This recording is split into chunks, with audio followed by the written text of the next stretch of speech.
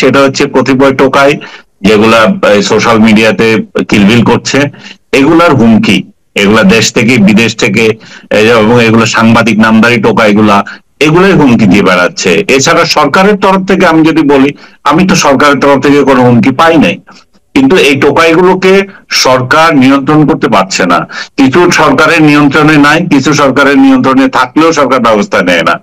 সরকারের নাই, নিয়ন্ত্রণে নাই, এই জন্য বলছে যে ওই টোকাইগুলো সরকারকেও প্রশ্ন করে ওইভাবে, এই ইউনুস, এই অমুক, এই তমুক, এইভাবে অভদ্র ভাষায়। তো এই টোকাইগুলো যখন এই ধরনের মানে কথা বলে, তখন আমি মনে করি যে আমাকে যে বলছে সেটা তাহলে আমার ইগনোর করাই উচিত। সেই দিক থেকে ইয়ে করি। তবে যারা এখানে সমবেদনা জানাচ্ছেন বা সহমর্মিতা জানাচ্ছেন বা সাবধানে থাকেন, তা অনেক অনেক ধন্যবাদ যে তারা আমাদের জন্য এটা ফিল করেন। তারা মনে করেন যে আমরা বোধহয় অনিরাপদ এই জন্য। এবং কিছু কিছু টোকাই আবার ইয়েও করে, যে বলে যে এবার দেখা যাবে, একে গ্রেপ্তার করে না কেন। তারপরে আবার কিছু টোকাই বলে যে এখন চুপ হয়ে গেছে, কিছু বলবে না, মানে উস্কানি দেওয়া।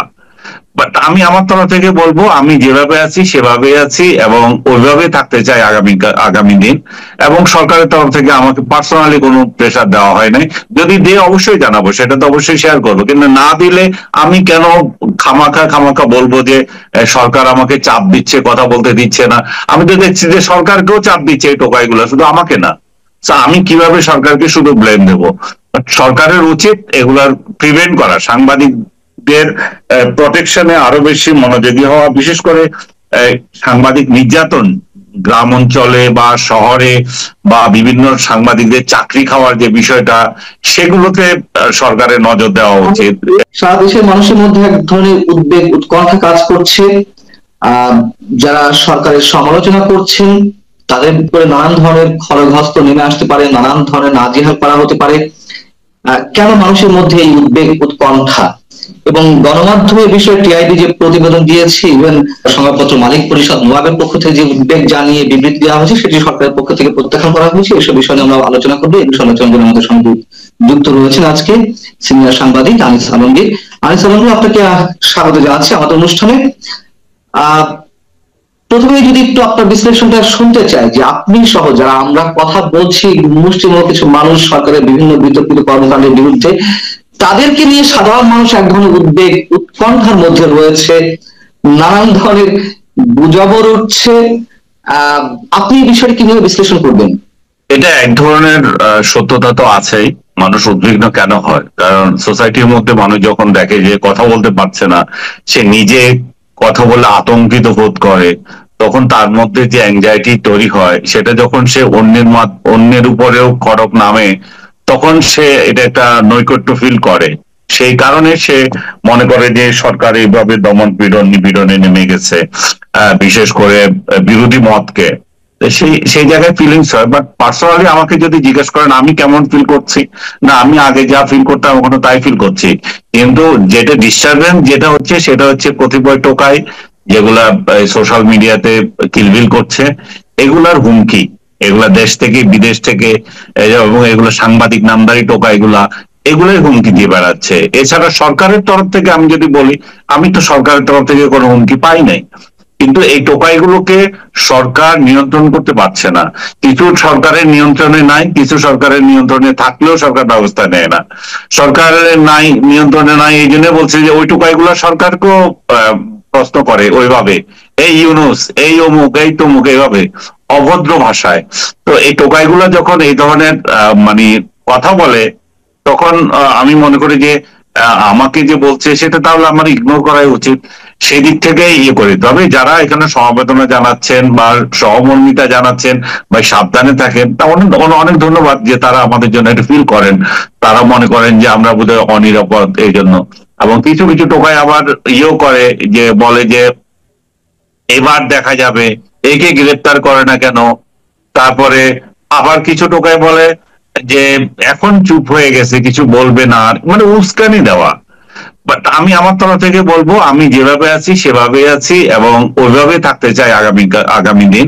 এবং সরকারের তরফ থেকে আমাকে পার্সোনালি কোনো প্রেশার দেওয়া হয় নাই। যদি দিয়ে অবশ্যই জানাবো, সেটা তো অবশ্যই শেয়ার করবো, কিন্তু না দিলে আমি কেন খামাখা বলবো যে সরকার আমাকে চাপ দিচ্ছে, কথা বলতে দিচ্ছে না। আমি তো দেখছি যে সরকারকেও চাপ দিচ্ছে এই টোকাইগুলো, শুধু আমাকে না। আমি কিভাবে সরকারকে শুধু ব্লেম দেবো? সরকারের উচিত এগুলার প্রিভেন্ট করা, সাংবাদিকদের প্রোটেকশনে আরো বেশি মনোযোগী হওয়া, বিশেষ করে সাংবাদিক নির্যাতন গ্রাম অঞ্চলে বা শহরে বা বিভিন্ন সাংবাদিকদের চাকরি খাওয়ার যে বিষয়টা, সেগুলোতে সরকারের নজর দেওয়া উচিত। টিআইবি সাম্প্রতিক আমি ঠিক ওই জায়গাটা থেকে একটু প্রশ্ন করছি আপনাকে।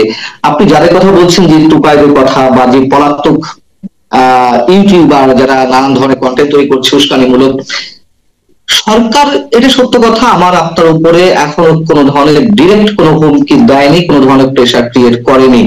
কিন্তু বাস্তবতা এটি, যেই টোকাইদের কথা বলছেন, যেই পলাতক কিছু মানুষের কথা বলছেন, তারা ওহী নাজিল করছে, দার্শনিকের ভূমিকা অবতীর্ণ হয়েছে, সেই তাদের কথাই তো সরকার প্রাধান্য দিচ্ছে, সরকার শুনছে। সেখান থেকে কি সাধারণ মানুষের মধ্যে যে উদ্বেগ উৎকণ্ঠা, আপনি যদিও শুরুতে বলেছেন তার তো কিছু ভিত্তি আছে, এবং এই উদ্বেগ উৎকণ্ঠা আরো বেশি জাগে কিনা যখন দেখা যায় যে তাদের কথাই সরকার কোনো কোনো ক্ষেত্রে প্রাধান্য দিচ্ছে এবং তারা যা বলছে শুনছে? তারা যা বলছে সেটা হয়ে যাচ্ছে। তারা মব লিঞ্চিং এর মানে করতে পারছে, সরকার সেটা প্রিভেন্ট করছে না। এই জায়গায় তখন মনে হয় যে সরকার বোধহয় ওদেরকে সমর্থন করছে। এই জায়গায় মানুষের মধ্যে একটা ভুল বার্তা যাচ্ছে।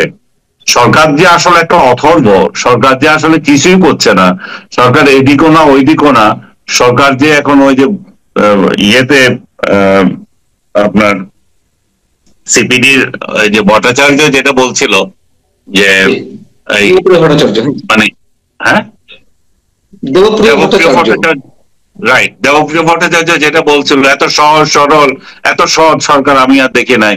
ঠিক ওই রকম পরিস্থিতি চলতেছে আর কি, যে এখন মানে ওরা এদিকও না ওইদিকও না এমন এক অবস্থানে গ্রহণ করছে।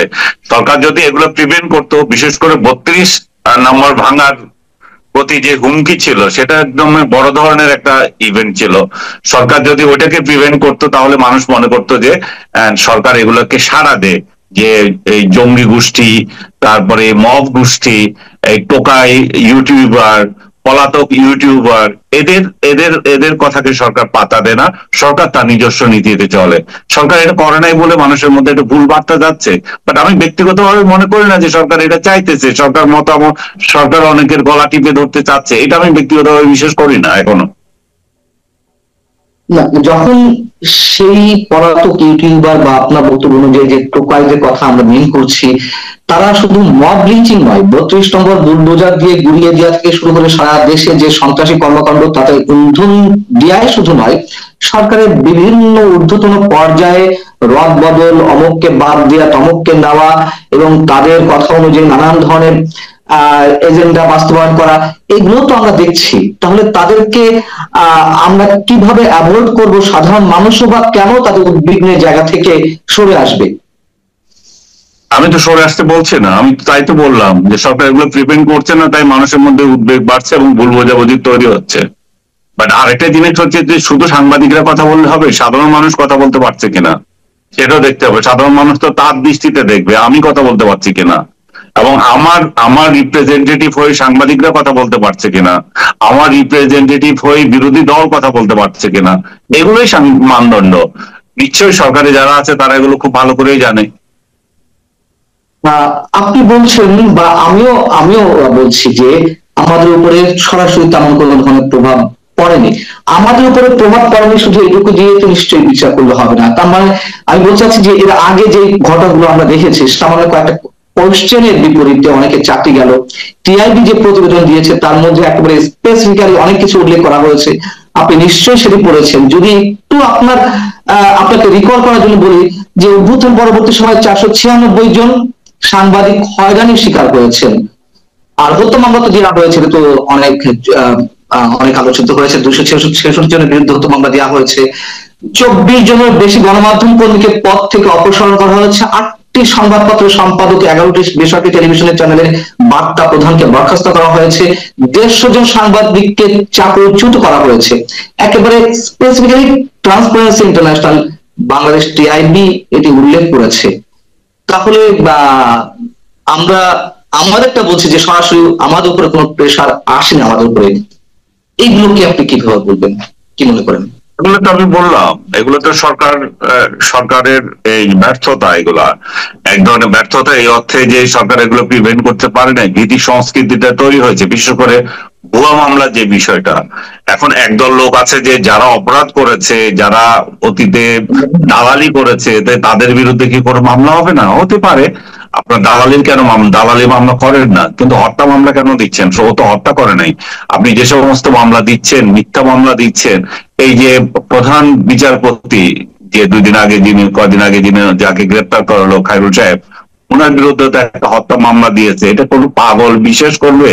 এই প্রধান বিচারপতি যায় রাস্তায় হত্যা করছে কাউকে, কিন্তু এই ধরনের হত্যা মামলা যাদের বিরুদ্ধে দিচ্ছে, এগুলোতে হচ্ছে যে সরকার আসলে হয়তো সময় নষ্ট করছে, এনার্জি লস করছে, কাজের কাজ কিছু হচ্ছে না। প্রকৃত অপরাধীদেরকে আড়াল করার জন্য এই সমস্ত মামলা দিয়ে তার বিচার বিভাগের লোকদেরকে, তার আইন জীবী যারা আছে তাদেরকে ব্যতিব্যস্ত করে রেখেছে, তাদেরকে অহেতুক করছে, এবং এগুলো দুই দিনে টিকবে না এই ধরনের মামলা। তো আমি মনে করি যে মিথ্যা মামলাটাই সরকারকে একটু মানে মানে পেছনে ফেলে দিচ্ছে। মিথ্যা মামলা প্লাস মব লিঞ্চিং, এগুলো যদি প্রিভেন্ট করতো শুরু থেকে সরকার, তাহলে এটা হতো না। আর এখানে যে আপনি যে তালিকাটা দিয়েছেন, সেই তালিকাটাতে সরকার কি এককভাবে দায়ী, আমি সেটাও বিশ্বাস করি না। শফিক যে স্টেটমেন্ট দিয়েছে, এবং আমি তার সাথে কিছুটা একমত, এখানে অনেকগুলো তো মালিক পক্ষ তার নিজের চাহিদা অনুযায়ী তার পিঠ বাঁচানোর জন্য আগে আওয়ামী দালালকে রেখেছিল, এখন বিএনপি দালাল কে আছে, জামাতি দালাল কে আছে, তাকে খুঁজে বসাচ্ছে। এটাতে সরকার কি করবে? সরকার কি বলেছে? সরকারকে আমি দায়ী করি বিএসএস এর মতো একটা প্রতিষ্ঠানে অথর্ব, অসাংবাদিক, একটা অযোগ্য একটা লোককে ওখানে বসিয়ে দেওয়ার জন্য সরকারকে আমি দায়ী করবো। বিটিভিতে যদি এরকম কিছু দিয়ে থাকে, বিটিভি, বিএসএস, এগুলোকে এখনো যে তারা সরকারের মাউথপিস হিসেবে রেখে দিচ্ছে, বড় বড় কথা বলবে, সংবাদপত্রের স্বাধীনতা দিবে, নিজের আয়ত্তে যেগুলো আছে সেগুলোতেই তো বসাইছে কিছু টোকাই এবং কিছু অপদার্থ এবং কিছু নিজের পাঁচাটা লোকজন। সরকার এই জায়গায় ব্যর্থ হয়েছে। পিআইবির মতো একটা প্রতিষ্ঠান নিজের দলীয় দালালকে বসিয়েছে। এরকম বহু জায়গা আছে। আপনি দেশের বাইরে যে সমস্ত নিয়োগ, সবগুলো একই একই একই অবস্থা। তার ইউনাস সেন্টারের সাথে ঘনিষ্ঠ লোকজনকে সরকার এখানে বসিয়েছে। এগুলোর জন্য আপনি সরকারকে দায়ী করেন কেন? একটা যোগ্য লোকদেরকে বাদ দিয়ে অযোগ্য অথর্ব লোকদেরকে এখানে বসাবে।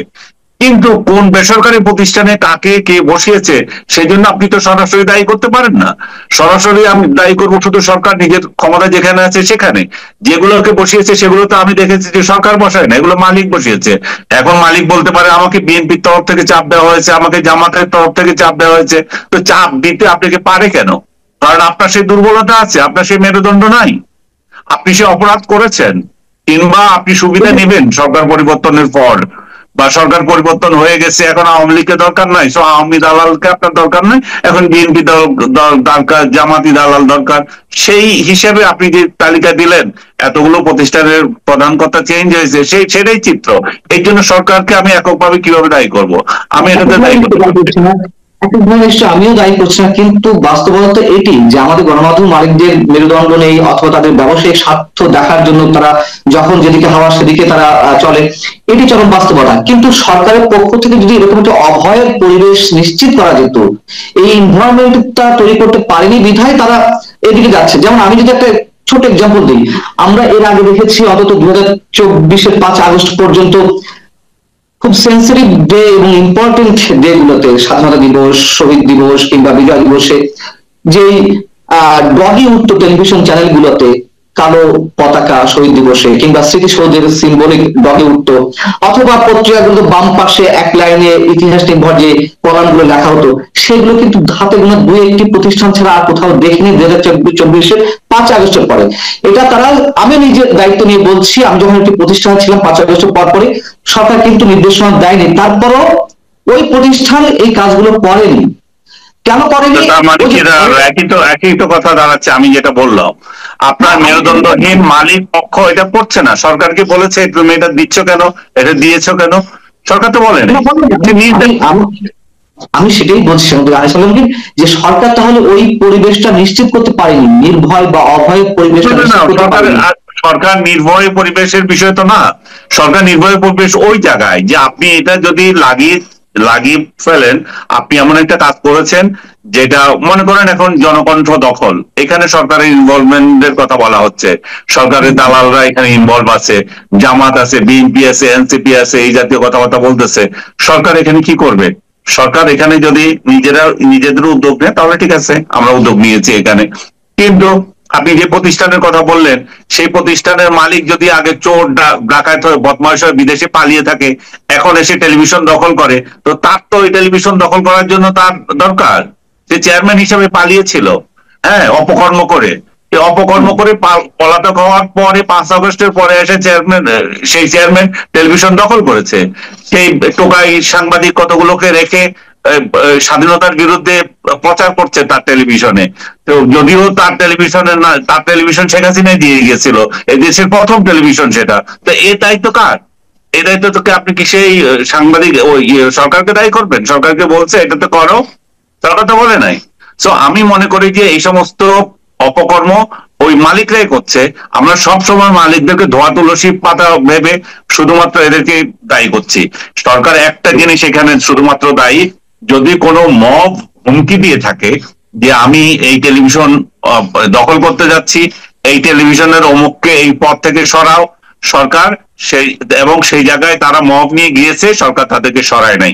আমি তো দেখেছি প্রথম আলো, ডেলি স্টারে মব গিয়েছিল, সরকার ভালোভাবে সেটা প্রিভেন্ট করেছে। আর কোন প্রতিষ্ঠানে তো মব যায় নাই যে সরকার প্রিভেন্ট করে নাই, সেরকম ঘটনা তো ঘটে নাই। মব যাওয়ার আগে আপনি নিজেই সাংবাদিকদের চাকরিচ্যুত করছেন, তাহলে আপনি কিভাবে সরকারকে দায়ী করেন?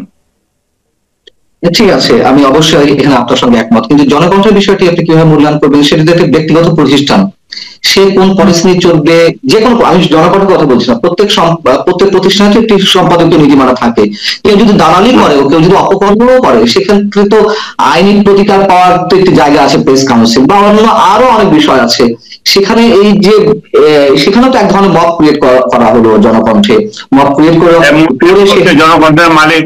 জনগণের মালিক কেন ইয়েতে যায় না, আদালতে যায় নাই যে আমার প্রতিষ্ঠান দখল করেছে টোকাইরা, আমার প্রতিষ্ঠান দখল করেছে রাজাকাররা, আমার প্রতিষ্ঠান দখল হচ্ছে বিএনপি এনসিপি, ওরা দাবি করুক? ওরা তো দাবি করছে না। সরকারের কোন ঠেকা পড়েছে এটারে নাক গলানোর? সরকার তুমি যদি সরকারের কাছে না চাও বিচার, তাহলে সে কিভাবে করবে? জনকণ্ঠের মালিক জনকণ্ঠকে কি বানিয়েছে? এটা বিএনপির আমলে এটা এক ধরনের ছিল, আওয়ামী লীগ আমলে এটা তো আওয়ামী লীগ আমলে প্রতি জন্ম হয়েছে না, বিএনপি আমলে জন্ম হয়েছিল, তখন এক ধরনের চলেছে। আওয়ামী লীগ আমলে আওয়ামী লীগের টাকা খেয়ে আওয়ামী লীগের জন্য প্রোপাগান্ডা হিসাবে কাজ করেছে, জনকণ্ঠ অনেক ভালো ভালো রিপোর্ট করেছে, আমি অস্বীকার করি না, কিন্তু এটা তো একটা প্রোপাগান্ডা পত্রিকা ছিল, এটা তো এই আওয়ামী শিবিরের ইনকিলাব ছিল যে প্রোপাগান্ডা তৈরি করা, সেই ইনকিলাব শেখ হাসিনা টাকা দিয়ে রাখছিল, এখন টাকা শেষ হয়েছে, এরা কি সব কার্যকলাপ করতেছে, এক টোকায় যায় আরেক টোকায় আসে, এগুলো চলতেছে, তো সরকার এখানে কি করবে?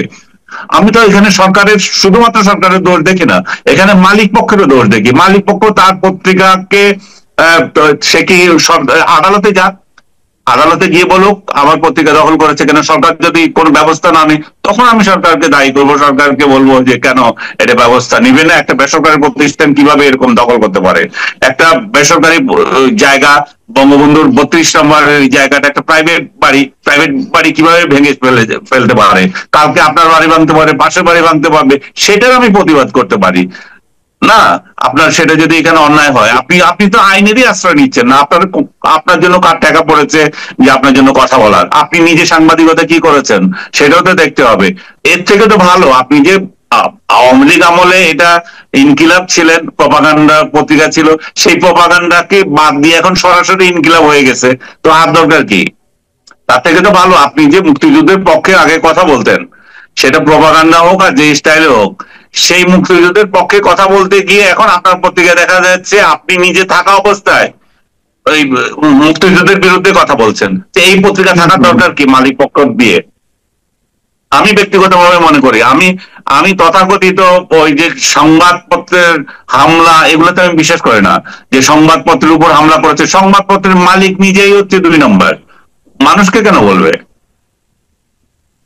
আহ, নানান ধরনের হুমকি তো নানান মাধ্যমে পাওয়া যাচ্ছে। আমরা যারা কথা বলছি আপনি সহ, আহ, প্রথমে উল্লেখ করলাম যে মেরে ফেলার হুমকি দেওয়া হচ্ছে, অ্যারেস্ট করার দাবি জানাচ্ছে, কেউ কেউ কন্টেন্ট তৈরি করছে রীতিমতো। এবং এরকম তো আমার ক্ষেত্রেও বলা হলো যে আমাকে যদি বিতাড়িত না করা হয় ফ্যাসিবাদের দোষর হিসেবে, তাহলে এই মব লিঞ্চিং এর একটা ইঙ্গিত দেওয়া হলো। আপনার উদ্দেশ্য বলা হচ্ছে যে কেন এখনো পর্যন্ত আপনি জীবিত আছেন। মাহমুদ কামালের উদ্দেশ্য বলা হচ্ছে কেন তাকে অ্যারেস্ট করা হচ্ছে না। রীতিমতো শুধু যে কয়েকটা কমেন্ট করে নয়, রীতিমতো কন্টেন্ট তৈরি করা হচ্ছে। এরা কারা? এদের পরিচয় কি? এরা কাদের হয়ে কাজ করছে? কেউ কি এদেরকে নামিয়েছে বিশেষ উদ্দেশ্যে, নাকি স্বতঃস্ফূর্ত তারা কাজ করছে? আপনার কি মনে হয়? আমি জানি না তাদেরকে কে নামিয়েছে, এই দেশে কোন কি ছিটে গেছিল, তারা কোন ছেঁড়া সাংবাদিক ছিল, কি করে গেছিল বাংলাদেশ থেকে, কেন তাদেরকে পালিয়ে যেতে হয়েছে, বিদেশে গিয়ে কাউকে করছে। ওরা দেশে আসুক, এত বিপ্লব করা লোকজন দেশে এসে কিছু বলুক না। আমরা তো দেশে থেকে বলছি, আমরা দেশে থেকেই তো আজীবন বলে যাচ্ছি সরকারের বিরুদ্ধে, সরকারের পক্ষে, যখন যা সত্য সেটাই বলে যাচ্ছি। আমরা তো কোনো, আমাদের তো কোনো পালাতে হয় না। পালিয়ে গিয়ে ভিউ ব্যবসা নিয়ে এগুলো যারা এই সমস্ত কথা বলে, এগুলো নিয়ে কথা বলতে আমি আগ্রহী না। এদেরকে, এদের এদের এদের প্রতি এরা যেগুলো করছে সেগুলোতে রেকর্ড থাকছে। আজকে যদি আমার কিছু হয়, তাহলে ওই টোকাইকে ধরবে যে এই টোকাই তো হুমকি দিয়েছিল একে হত্যা করার জন্য, তাহলে তাকে ধরবে, তাকে ধরা হবে তখন। আমি কি ভীত ওই টোকার জন্য? আমি আনিস আলমগীর তালেবানদের কাছ থেকে এসকেপ হয়ে চলে এসেছি, তালেবানরা আমাকে অ্যারেস্ট করেছিল, সেখান থেকে আসা লোক। আমি বাগদাদে বোমার মধ্যে রিপোর্ট করা লোক। এই সমস্ত টোকাইদের হুমকিকে আমি দায় মাখার টাইম আছে? টোকাইরা হুমকি দেবে মৃত্যুর জন্য? মৃত্যু তো একদিন হবে। আমি কি কাপুরুষ যে আমাকে পিছন থেকে এসে মেরে দিল, আমি কি পিছন থেকে মারতে পারবি, সামনে থেকে তো কেউ মারতে পারবি না। আর মারতে তো হবে, মরা তো যাবে একদিন না একদিন। তাই বলে সত্য বলার জন্য যদি মরে যায়, তাহলে তো অসুবিধা কি? সত্য বলতে তো ইয়ে নাই। আমি তো রাজাকারের বাচ্চা হিসেবে মরতে চাই না, রাজা বাংলাদেশের বিরুদ্ধে কথা বলে তো মরতে চাই না। মানুষকে গালাগালি করে, অসম্মান করে, কন্টেন্ট তৈরি করে, সাংবাদিক নাম দিয়ে তো বাঁচতে চাই না। তো আমি আর বেশি কিছু বলতে চাই না, এই সমস্ত টোকাইদের নিয়ে কথা বলার আমার টাইমও নাই। কিন্তু টোকারা তো যা ঘটনার অনেক কিছু ঘটিয়ে ফেলছে। যেমন ধরুন গাজীপুরে যে ঘটনাটি ঘটলো, প্রকাশ্যে জবাই করে হত্যা করা হলো একজন সাংবাদিক, এবং সেই সাংবাদিকের প্রোফাইলে যদি আপনি যান, আমি যেমন দেখেছি সরকার বিভিন্ন বিতর্কিত কর্মকাণ্ড এবং এনসিপির বিভিন্ন বিতর্কিত কর্মকাণ্ডের তিনি বিরোধিতা করছিলেন। এখন বলা হচ্ছে যে কোনো একটা ভিডিও ফুটেজ ধারণ করতে গিয়ে তো তাকে সন্ত্রাসী হামলার শিকার হতে হয়েছে, কিন্তু তার পেছনে অন্য কোনো কারণ আছে কিনা। এবং সাম্প্রতিক সময় অনেকগুলো ঘটনা পরপর ঘটেছে। আরেক সাংবাদিককে মেরে ক্ষেত্রে দেওয়া হয়েছে তার পাথর দিয়ে। এইগুলো থেকে তাহলে যখন সরকার কোনো প্রতিকারমূলক ব্যবস্থা নিচ্ছে না, তখন আমাদের কি করণীয় থাকে? সরকার ইন জেনারেল সাংবাদিকদের প্রোটেকশনের ব্যবস্থা করা উচিত, কিন্তু ঘরে ঘরে গিয়ে কিভাবে প্রোটেকশন করবে? আপনি যে সাংবাদিকের কথা বললেন তুহিন, তাকে নিয়ে কালকে আমি লিখেছিলাম আক্ষেপ করে। সে কিন্তু বোকামি করেছে, তার কাছে একটা ফুটেজ আছে, সেটা চেয়েছে, সেটা তার জীবন থেকে মূল্যবান হয়ে গেল কেন? সেটা কেন দিবে না? সে সে হানি ট্র্যাপের ঘটনায় ভিডিও করেছে, ভিডিও কেন করবে সে? এবং ভিডিও করেছে ভালো করা, তুমি গোপনে করতে পারো, যেহেতু এটা প্রকাশ হয়ে গেছে তাহলে সেটা দেওয়া উচিত ছিল। আমি এখানে ষড়যন্ত্র তত্ত্বে কোনো বিশ্বাস করি না। সে মুক্তিযুদ্ধের পক্ষে লিখেছিল বা অমুক এই জামাতকে গালি দিয়েছিল এই জন্য তাকে হত্যা করে, আমি এটা বিশ্বাস করি না। আমি এটা বিশ্বাস করি স্রেফ এটা ইনসিডেন্ট, এবং পুলিশ যে ভাষ্য এখানে দিয়েছে আমি সেটা বিশ্বাস করি, কারণ এই ধরনের ঘটনা ঘটতেই পারে।